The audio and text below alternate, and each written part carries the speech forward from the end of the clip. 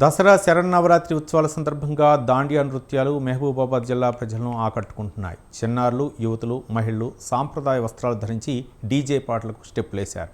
దాండియా నృత్యాలతో మాజీ మంత్రి ఎమ్మెల్సీ సత్యవతి రాథోడ్, మాజీ ఎంపీ మాలోత్ కవితలు కాలు కలిపి మహిళలను ఉత్సాహపరిచారు.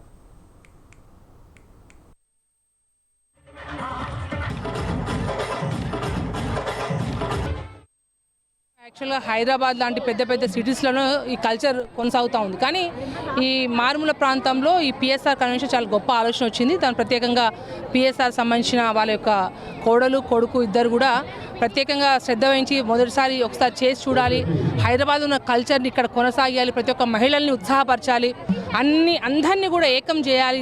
బతుకమ్మ అయితే నవరాత్రుల దినంలో ఓ రోజు పెడితే బాగుంటుంది, మంచి ఆలోచన చేసి చాలా సంతోషం. వాళ్ళు నిజంగా మనస్ఫూర్తిగా ఇక్కడ ఈ దాండియాలో పాల్గొన్న ప్రతి ఒక్క మహిళల తరపున పిఎస్ఆర్ కన్వెన్షన్ యొక్క కుటుంబ సభ్యులందరూ కూడా అభినందనలు తెలియపరుస్తున్నా. చాలా హ్యాపీ ఉంది. ఈ దాండియా నృత్యాన్ని భావితరాలకు కూడా పరిచయం చేస్తూ చిన్నారులను కూడా ఈ కార్యక్రమంలో భాగస్వామ్యం చేయడం జరిగింది.